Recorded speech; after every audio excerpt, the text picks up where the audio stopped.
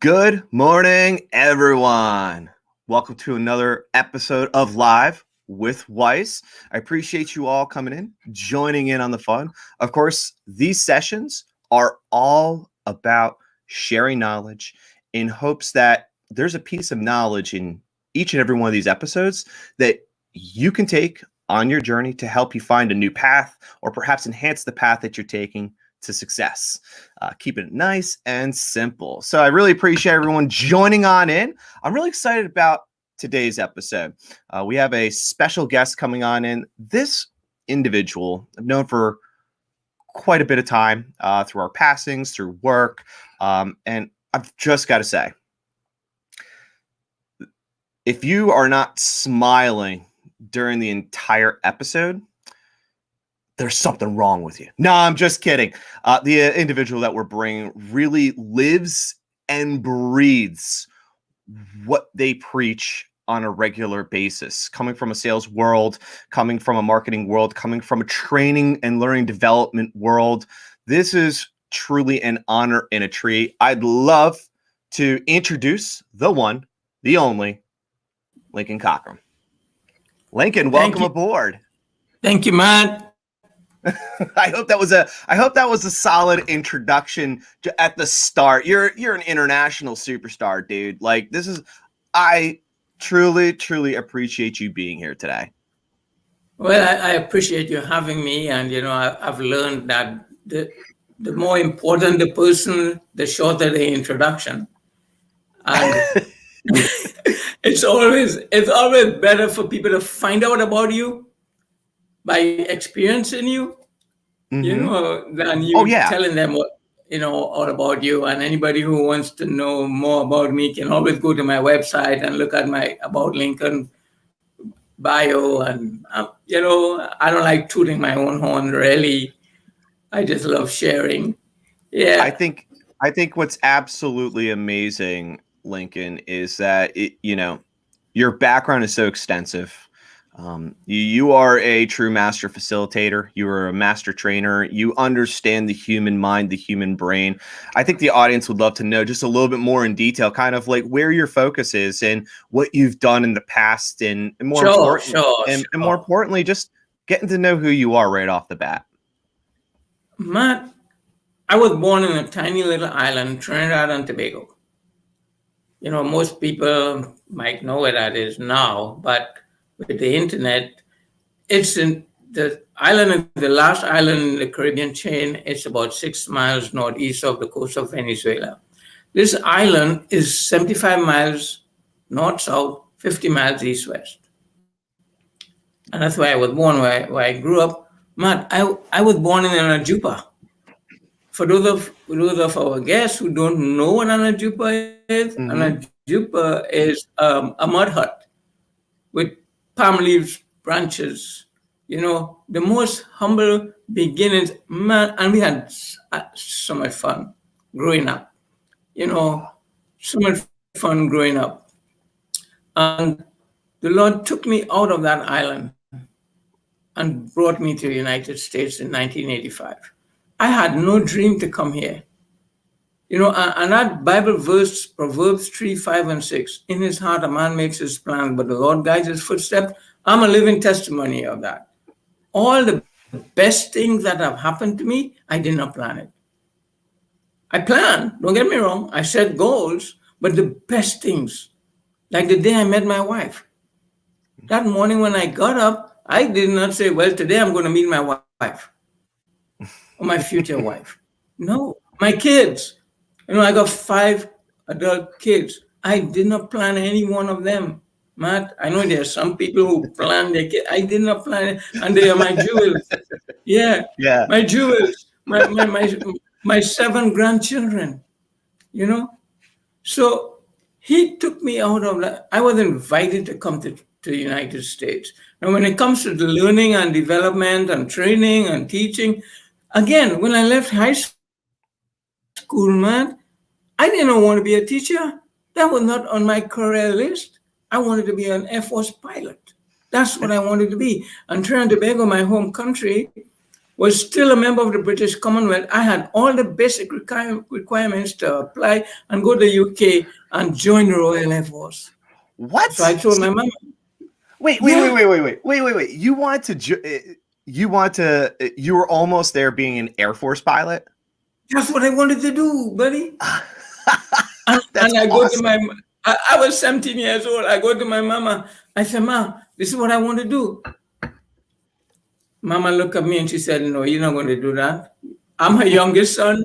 You know, all my other siblings, they all jealous of how much she loved me and appreciate me more than them, but I love it. And she said, No. And in those days, you did what Mama said. Oh yeah. And as the Lord will have it, so you need to go to work. So I applied for all different types of jobs. I applied for teaching. My mother was a teacher. My older brother was a teacher. My sister is a teacher. So I applied for teaching. I just applied. I got an interview and I got accepted.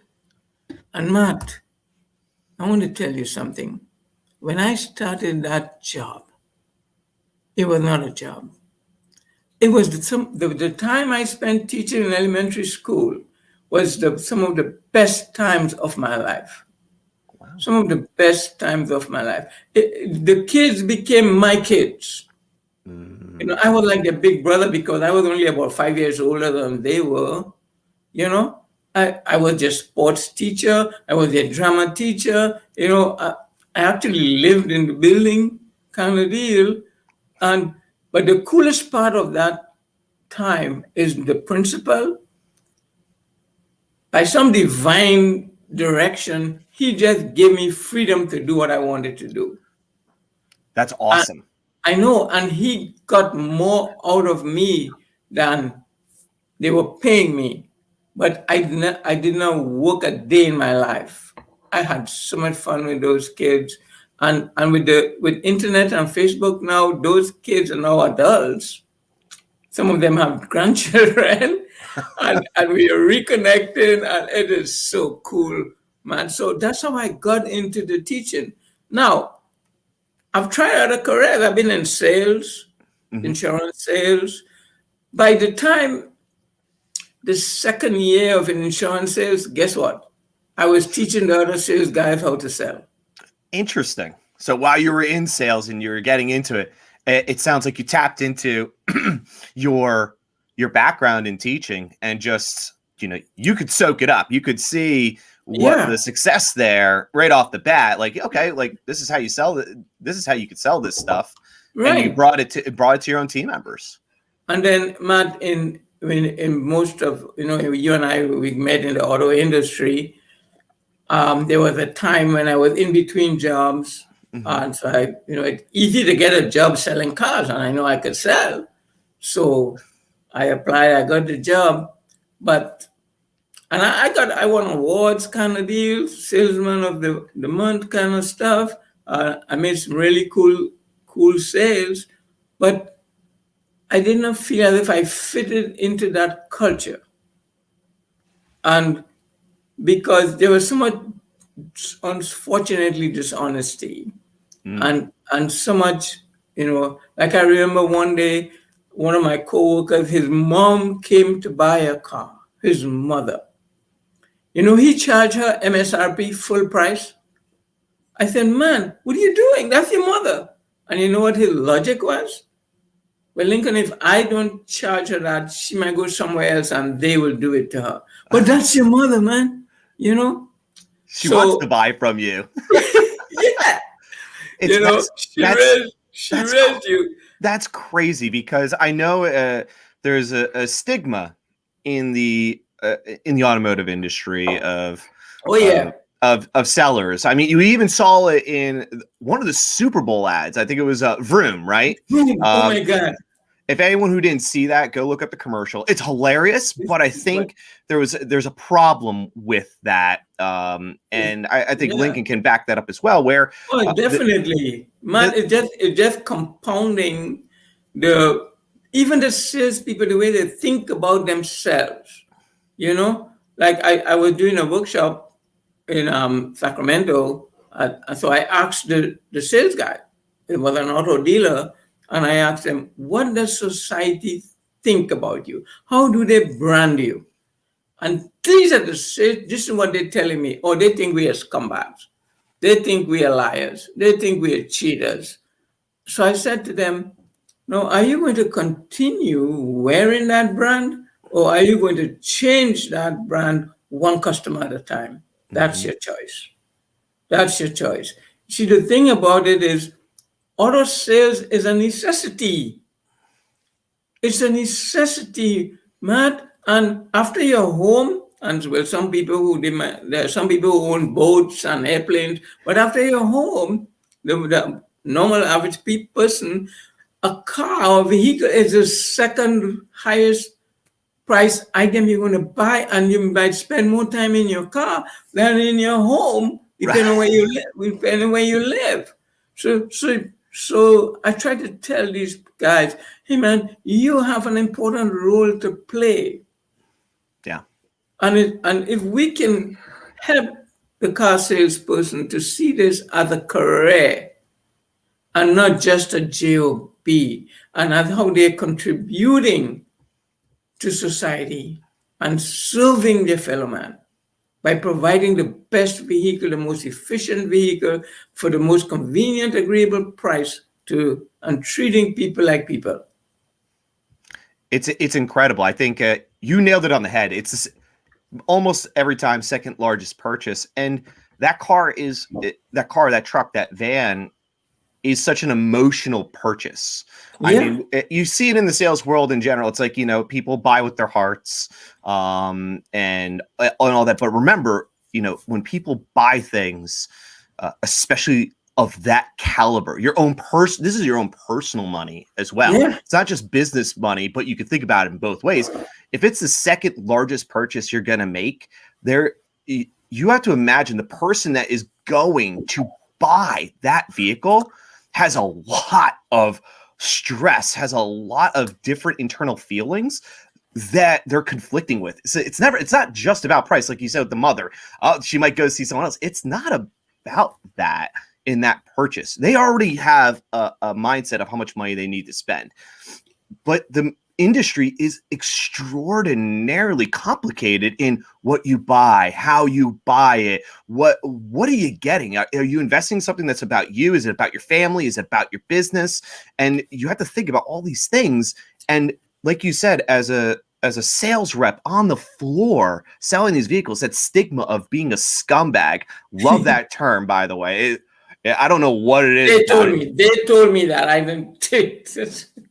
But it shouldn't be about that. It's about serving, and I like that you are about to serve them one of the most expensive deals of their life, one of the most expensive moments that they're going to have to go through, and then eventually they have to go through it again in another 5, 7, 10 years, depending on how they take care of their vehicle, or sooner because someone else needs a car. And I couldn't agree with you more. It's like, how do you change that? It's not just a job now that you're looking at it; it's a career. It's something that you have to have an internal passion for in order to move it forward. I'm with you 100% on that.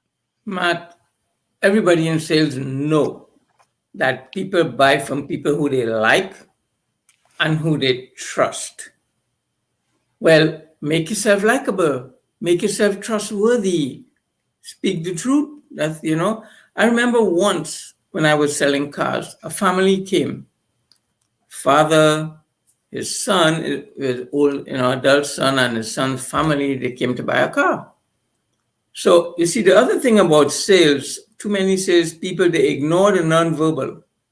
They ignore the nonverbal. But I have learned to be more observant on what's the actions of the people around me, and they seemed uncomfortable. So I asked, I said, "Is everything okay?" The son said to me, "Lincoln, the kids are hungry, man, and we've been on the road a lot. We've been to so many dealerships." I said, "Well, we got to go on a test drive. There is a Burger King right about half a block away. Let's go to the Burger King on the test drive." So I took them there in the car. They saw the car. They bought their sandwiches. And Matt, here is the kicker: they did not buy from me that day. The next day, I get a phone call. They were at another dealership. and the son is talking to me. And he said, Lincoln, we are this other dealership, and this is what they're offering us. It's a little less than what you offered us. But my father wants to do business with you. If you can match this, we would come and buy this car from you. So I went to my sales manager and I said, hey, can you match this? He said, sure, call him in. I called him back and they came and they bought the car. And that's just one example, Matt, of being observant. Sales is a profession, it's not a job. And it takes a lot of skills and heart. A lot of skills and heart. There was another, and just to prove it is not like a single event, another time a guy came into the dealership, he was wearing scrubs. So obviously he's in the medical field, come to find out he was a doctor. But in the conversation, you're looking for a used car. We've got our eye on a Honda, used Honda, but he was looking at his watch all the time. So I said, is everything okay, sir? Do you have somewhere to go? He said, Lincoln, man, I got to go pick up my son. Oh. So I said, okay, let's go pick him up in the car. Ooh. In the same car you're thinking about buying. Cut a long story short, we picked his son up in the car, took him home, came back, and he bought the car. Now here is the situation. My manager got upset with me because I went outside the limit of the drive, the test drive. Yeah. I went outside the limit. I said, he bought the car. What's important? He bought the car. We made money. What's important? Yeah. Oh my God, Matt. We got to be more creative in our approach. There was, a lady came. She was interested in a convertible. So sales, you're painting pictures. So I said to her, oh, you will look great in that convertible, But think about this. It's a Saturday afternoon, and you're out there, you in the park with your convertible, and there was a park close by to the dealership. So I took her there with the car. And we're looking at the lake, and I said to her, Mom, think about, it's you in your convertible here, and you having a sunbath next to the lake.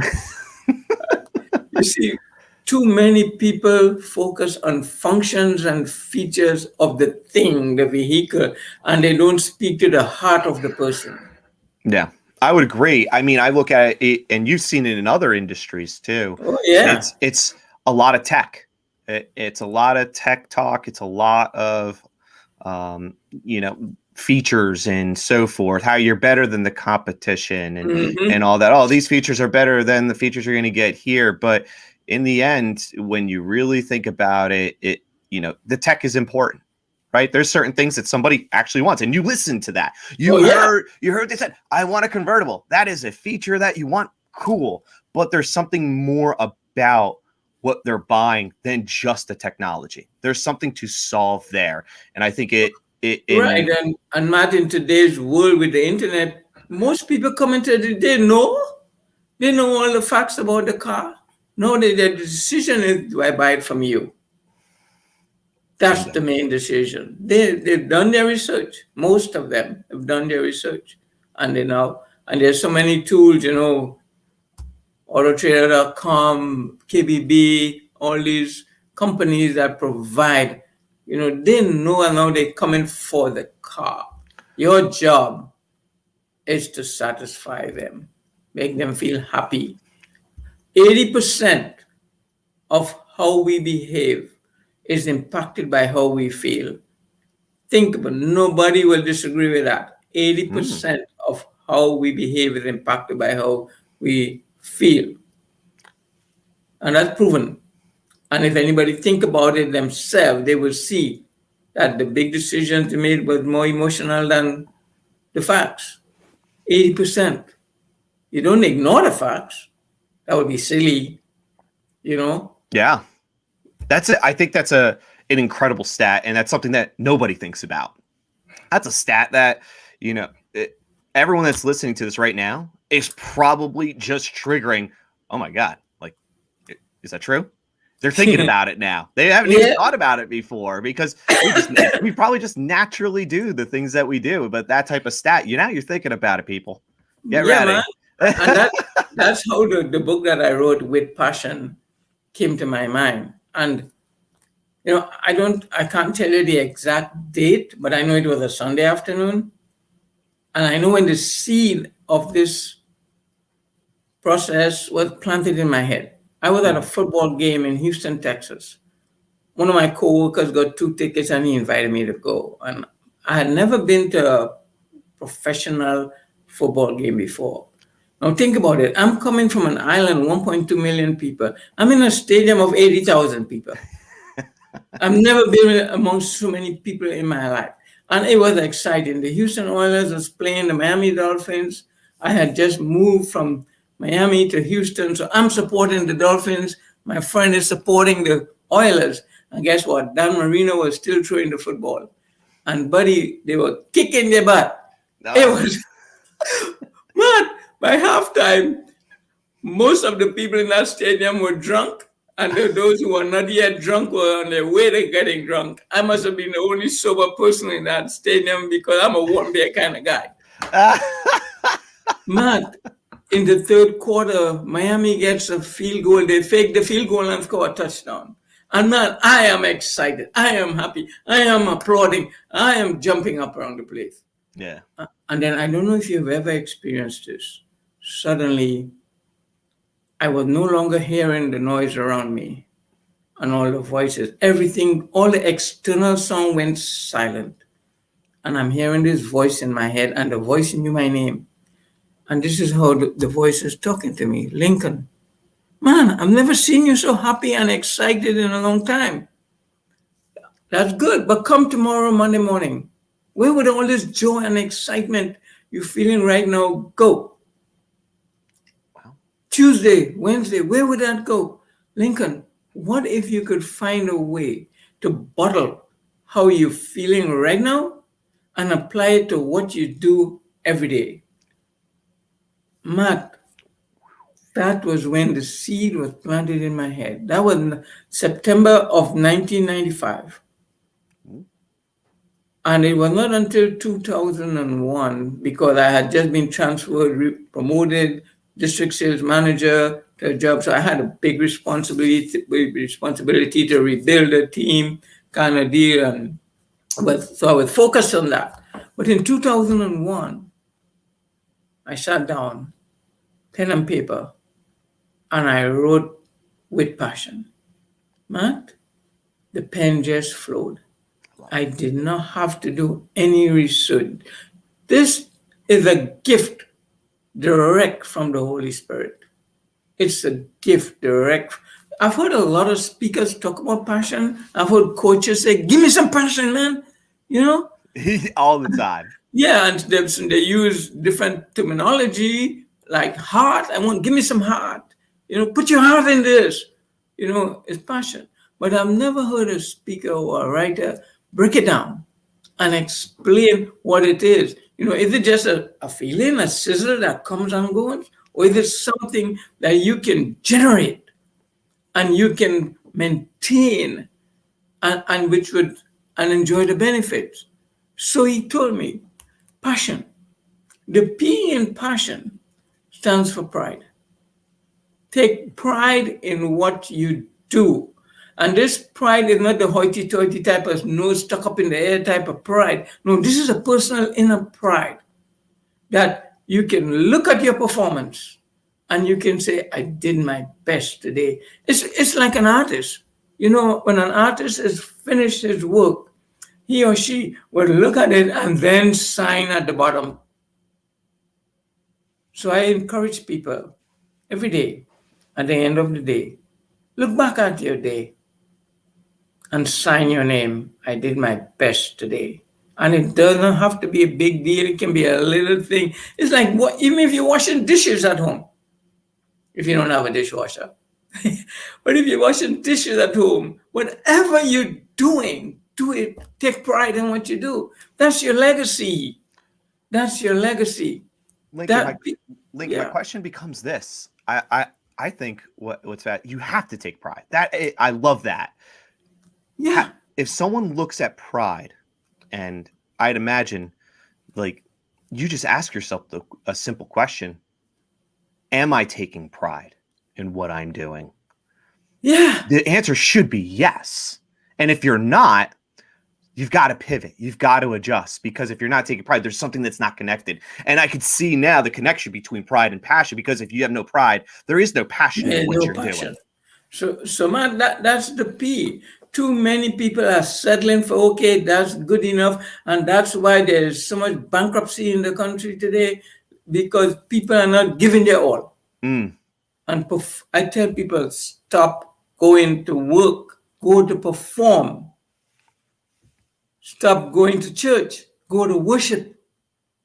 Walk the talk, take pride in what you do. This is your legacy. This is what you're known for. Yeah. And then the A is attitude. And we all know, we've learned that our attitude towards life determines life's attitude towards us. Everything starts in our mind. If we think about it, nobody gets up in the morning and think, well, today I'm going to have a crappy day. But if that's your thought, you're not going to be disappointed. Yeah. So you inject positive thoughts in your mind. Don't limit yourself. This brain is unlimited. The psychologists will tell you we only use about 10%, 1% of the capacity of our brain. If you don't use it, you lose it. I'm not Lincoln. I'm not treating my brain like PTO. Okay. No. No. You're right, though. Attitude. This is not just a job. This is my career. This is my opportunity to make a difference. This is my opportunity to contribute to my fellow man, to my society, to my world. And look at the big picture of what we do. Mm-hmm. Don't just put yourself in a box. This outside the box thinking. I tell people, don't even think about a box. No box. When I had an office at Cox, I had a sign: no box thinking taking place. No box thinking. Don't put me in a box. Yeah. Don't think I have to escape the box either. I don't need it there. Why are you putting a barrier up in the first place? Let me freely think. Matt, they did an experiment with some fleas. Now, fleas can't fly, but they can jump so high to the human eye, they appear as if they fly. Oh. So what they did, these scientists, they caught some fleas, put them in a jar, covered the jar. So the fleas, they start looking around, flying, jumping around, and they hit the side, that hurt. They hit the top, that hurt. So after a time, they stop. But guess what? After a couple of hours, they opened the jar. But the fleas had become so conditioned into thinking there is no way out. They all remained in the bottom of the jar and died. No matter if one flea had tried one more time, he or she would have saved his or her life and all his friends' lives. Keep trying. Don't settle. So that's the A. The S is special. Matt, look at what's happening in our world today. People who have a passion for what they do, they go out of their way to make other people feel special. You go out of your way to make, but the only way you can make somebody feel special is if you know that you are special. But what is society doing? They're telling you to be special, you have to be like Mike. They used to say, go be a tiger, until he messed up. And they're always trying to compare you with somebody else because they want to sell. They think if you buy this particular cream or this particular perfume, you're going to be more special. Or you drink this particular brand of beer, you're going to be more special. Wow. And it's not working. There are two reasons, Matt. There are two reasons why every human being should know that they're special. The first is you were created in the image of the Almighty God. He didn't create the lions in his image. He didn't create the bears in his image. He didn't create anything else. In fact, he just said the word and these things pop up. But when he was ready to create man, he got personally involved. And he created us in his image. And guess what? In this whole wide world, if you Google the world population, it will come up to 6.9 billion. But I know for a fact there are at least 1 million they haven't counted yet. So we can round up into 7 billion people in the world, all over the world. There is only one Matt, and there's only one Lincoln, and all our guests here, there's only one of you. When you look in the mirror, see unique, see one of a kind. Why is a diamond so expensive? Because it's unique. Right. It's different. It's rare. You are more rare, more unique than a diamond. Now you're feeling special, go make other people feel special. Pass that energy on. Pass that to other people. I love that. I mean, one of a kind. I mean, special. It's hard to say, and probably everyone that's watching, it's hard to say I'm special, right? Because we're not conditioned that way, like you said. But if you can muster up that energy and see it in a different perspective, that you're unique and that uniqueness does equate to that speciality, it's almost like you need to make it your job, or let's not call it a job. You need to make it your career internally to share that speciality with other people.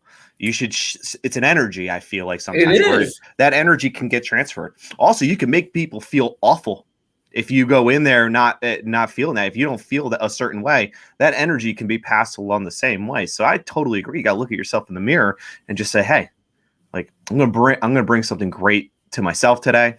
I know I have something great to bring. I'm gonna bring that to other people as well. I think that's so important that we overthink and we sometimes overlook. Don't even think about it. Yeah, Matt.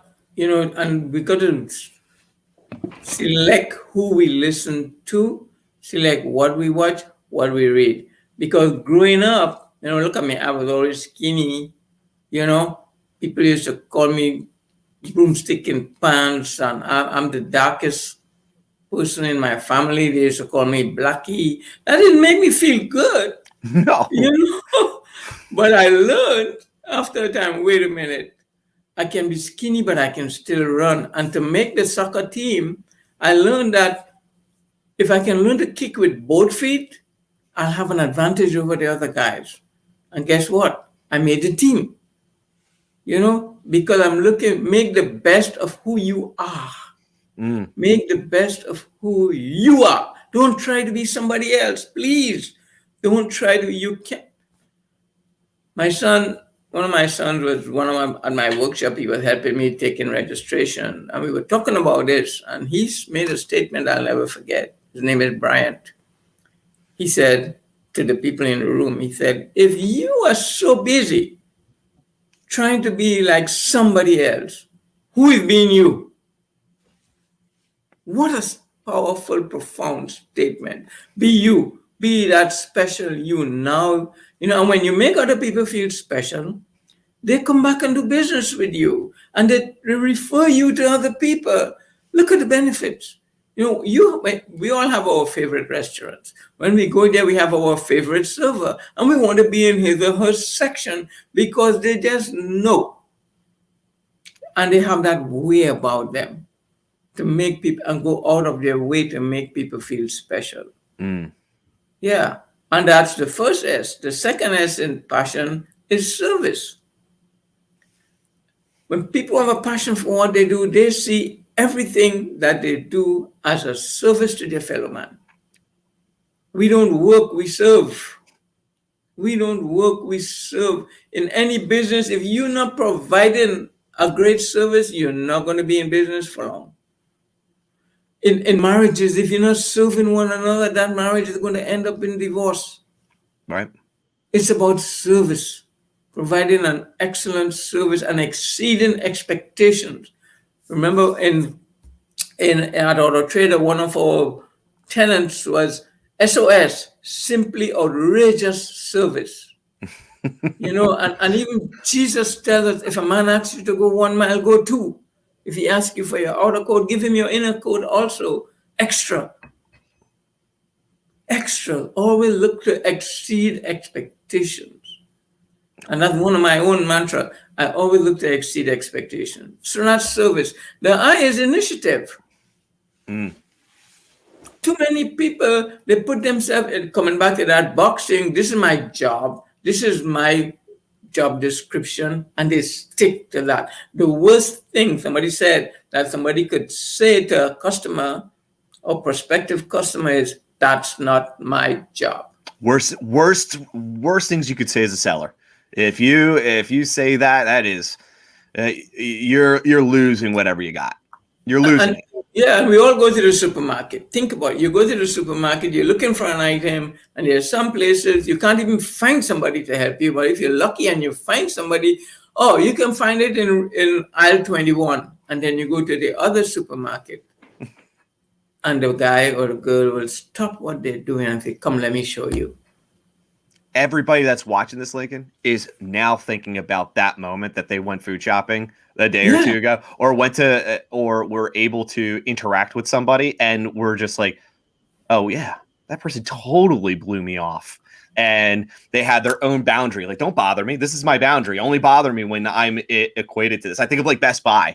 You know, you have your appliance department, and then you have your TV department, and you go to the TV guy. It's like, wow, I love the TVs. Like, I'm going to talk to you about TVs. All right, now I got a TV. I'm like filling up a new house. I need some appliances. Can you help me out? Then they're going to be like, well. They're probably going to stop, and maybe rightfully so. But they'll be like, now you need to go over there. It's like, oh. And go talk to Johnny. You could walk me over. You could be like, hey, listen, I am not experienced. To make the connection. Yeah. You know, initiative. I remember once I was on a short flight, a US air flight, and, you know, they don't serve food on the plane anymore. And I was hungry. I bought some sandwich. And I'm sitting and I opened up the sandwich, and the air hostess came and handed me a napkin. I did not even have to ask her, Matt. I love those moments. Oh, man, that's initiative. Look for opportunities to serve. Take the initiative. It does not have to be your job, your role. Take initiative. You see when I do this workshop live, this is what I used to like to do. I always get there early. I would take a piece of paper and tear it up into many, many pieces and scatter it on the floor, right in front of the door. And I'm looking and listening to the people as they come in. And this is what goes on. Some people will come in. Wait a minute. The janitor didn't come to work today? What's going on here? And some people will say, what a mess. Who did this? And then there are always one or two who will bend down, pick up the pieces of paper and put it in the garbage. Initiative. Take initiative. I think it's that everybody, that was a freebie. If you're a facilitator or anything like that, you want to read an audience before they even get into the room. That's oh yeah, you know who's going to go the extra mile in that live session, Lincoln. If you see them bend over to pick up the stuff, and it's also a conversation starter, and that one I might carry with me. I'm sorry, I'm gonna have to steal it from you, but I'll always pay homage to you every single time. There is no original idea, buddy. Then the other thing is, the other I is integrity. I've never met a human being who says to me, Lincoln, I don't have any integrity. I've met a lot of people who claim to have integrity, but their behavior is lacking integrity. And I learned a simple definition of integrity from a book, You Already Know How to Be Great, by Alan Fine. And he gave this acronym: Say, Do, Co. Say, do, co. Say what you're going to do what you said you were going to do, and communicate when you can. Because sometimes we have good intention, but something happens. We make it up, hey, I'll meet you at the mall, or I'll meet you have a 10 o'clock meeting with you.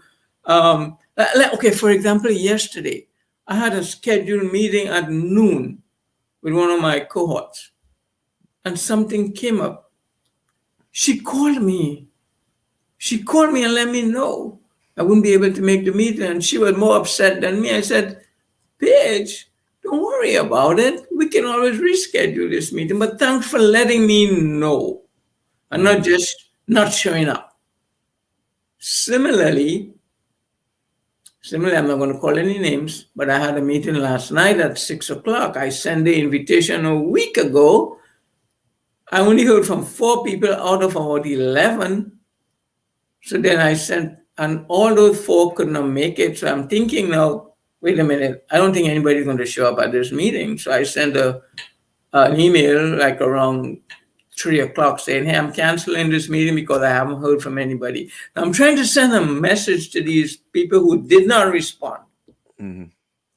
And this is not like the first time we're meeting. This is a committee that I'm leading. How important it is, courteous, to respond. Say something. Don't just leave people hanging. Integrity, courtesy. So that's the I. The O is ownership. Oh my goodness, Matt. You know, we give up ownership to other people so much and then they disappoint us. You know, they disappoint us. If every citizen of this country, of this world, take ownership of their duties and their responsibilities and put their all into this world, we will not be in the mess we're in today. Take one. This is our time. When the history is written about 2021, and they talk about and they want to write about us, they're going to be writing about us. What we do? Did we riot? Did we Did we tell we were a lot of troublemakers? What was our role? Take ownership. My community. I take ownership. This is my community, my church. It's not the pastor's church. This is not President Biden's country. This is our country. Take ownership, people. Take ownership. This is not the owner of the dealer. This is my dealership. It's a partnership. We're in partnership with one another. You've got to work together. But you got to own your own, and take that ownership, and be sure that ownership is shown. Yeah. But at the same time, make sure that other people are owning up as well. We're all in it together. We all need to create this cohesiveness, because anything that isn't cohesive breaks.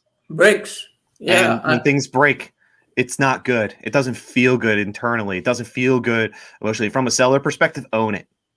Own your sale.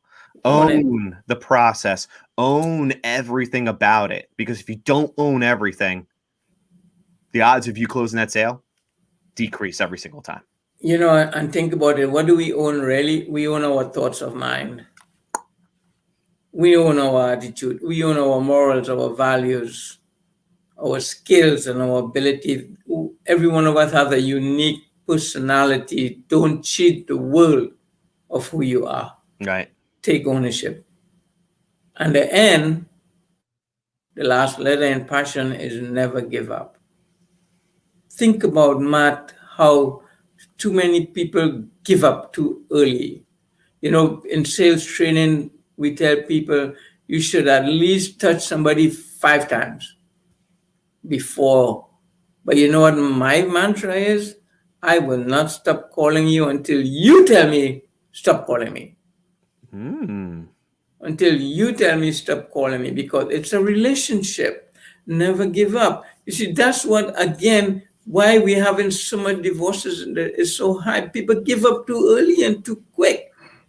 They give up too early. The first obstacle that comes in the way, they say, oh, this is enough for me. I'm getting out of here. No. Never give up. Keep trying. Keep swinging. Wayne Gretzky said, you only miss 100% of the shots you do not take.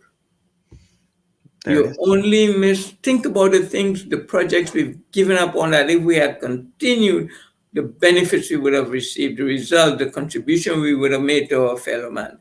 Never give up. Keep swinging. I love the idea how never give up in the passion piece almost can reset the cycle, because when you never give up, you can never give up on the P, the A, the S, the Oh, S, the definitely. I, Yeah. the O.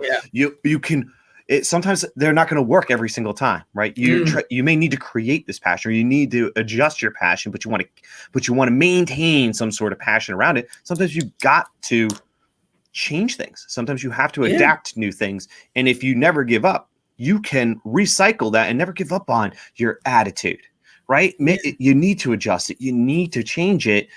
That can go right back into the cycle, and it's constantly evolving. But no matter what, you always have that passion there. That's how I see Yeah. And additional to it. some people might be thinking, well, I can't be on a high all the time. And that's a fact. There are times when you got to step aside, recharge, refresh.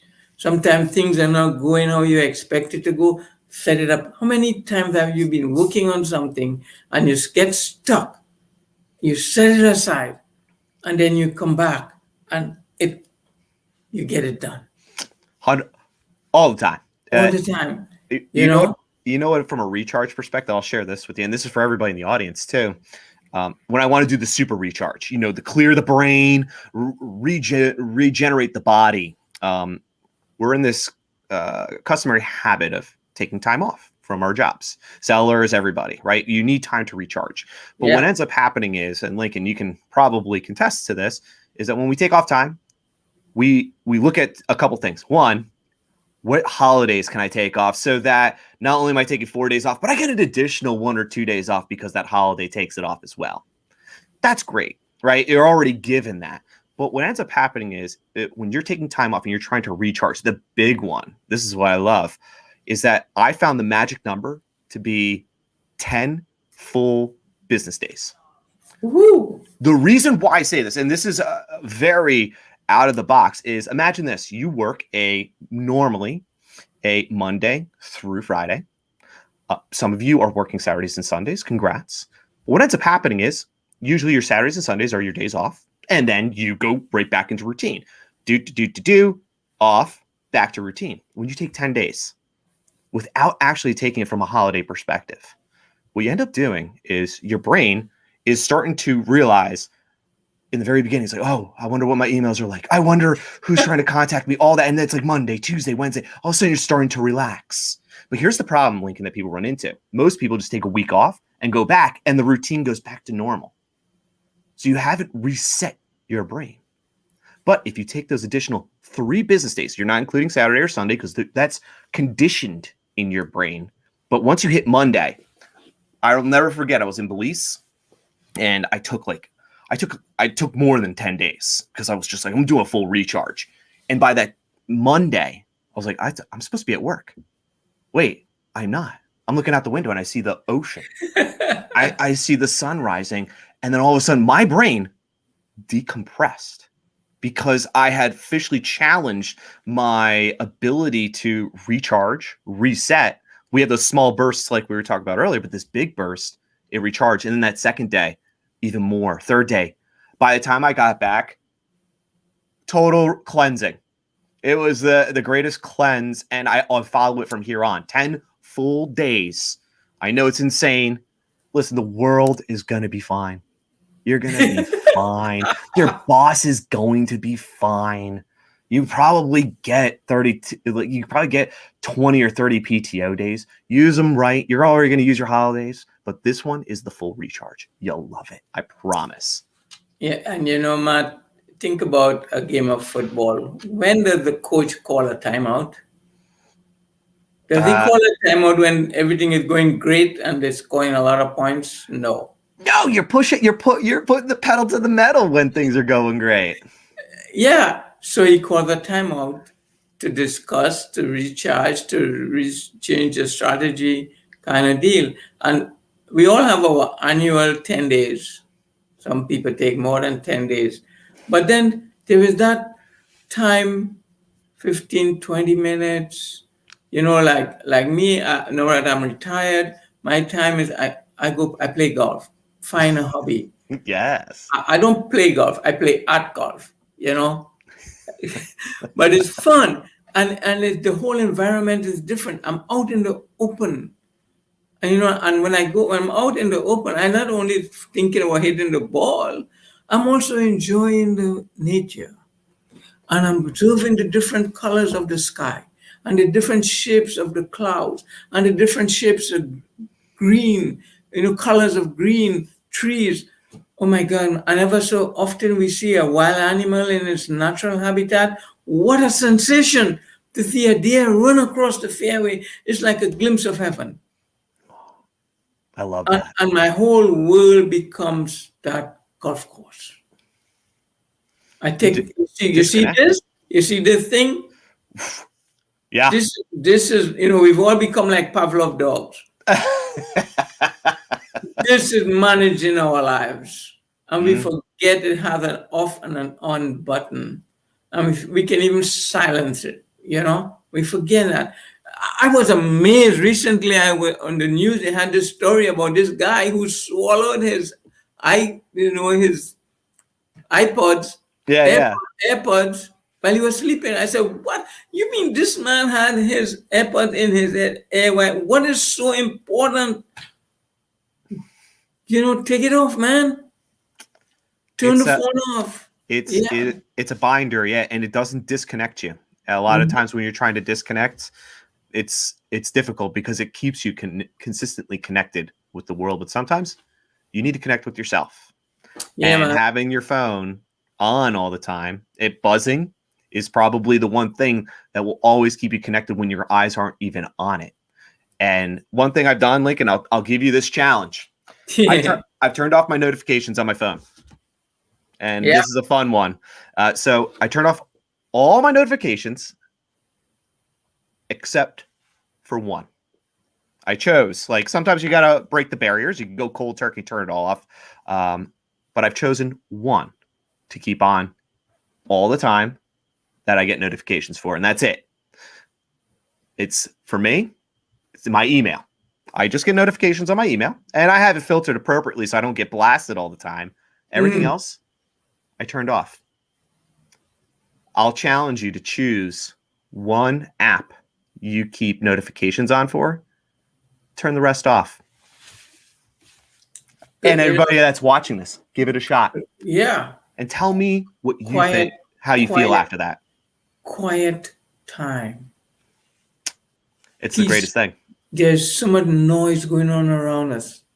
And Bob Buford in his book, Halftime, Moving from Success to Significance, talks about externals. We spend so much time fighting the things we have no control over. We shouldn't be fighting it. No. We should be learning. Those are the externals. We all have our unique gift, our unique talent, our unique personality. Use that to the best.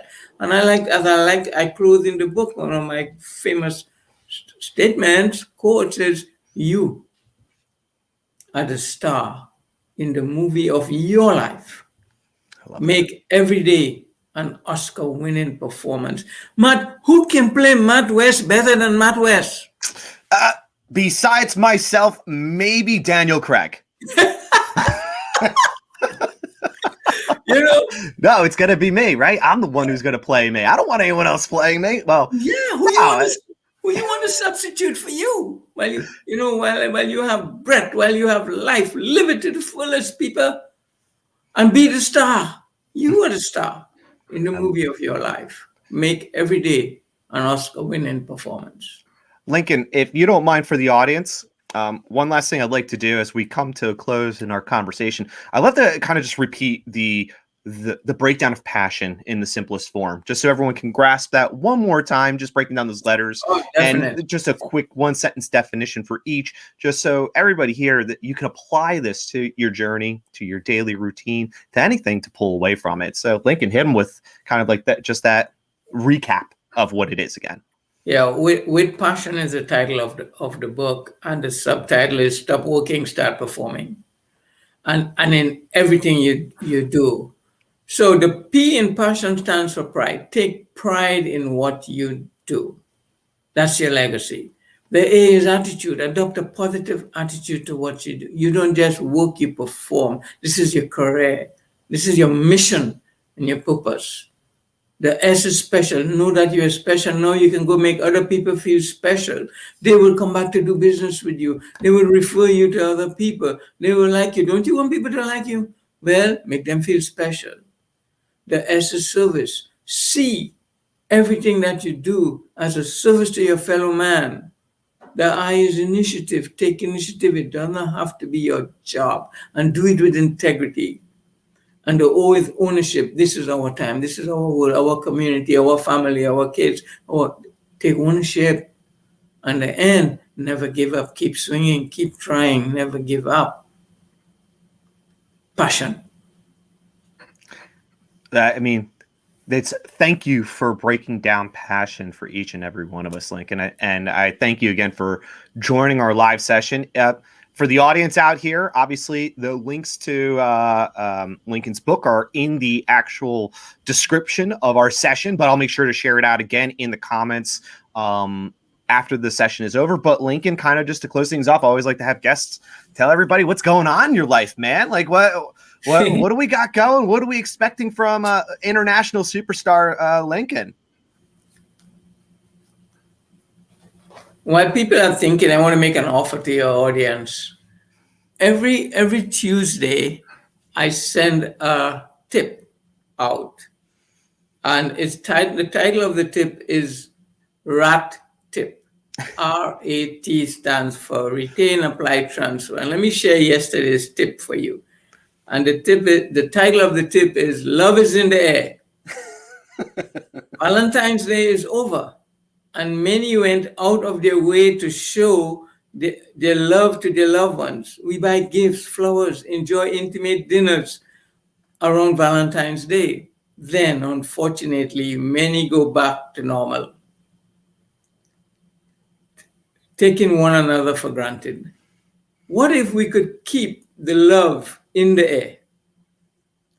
God loves us every second of every day.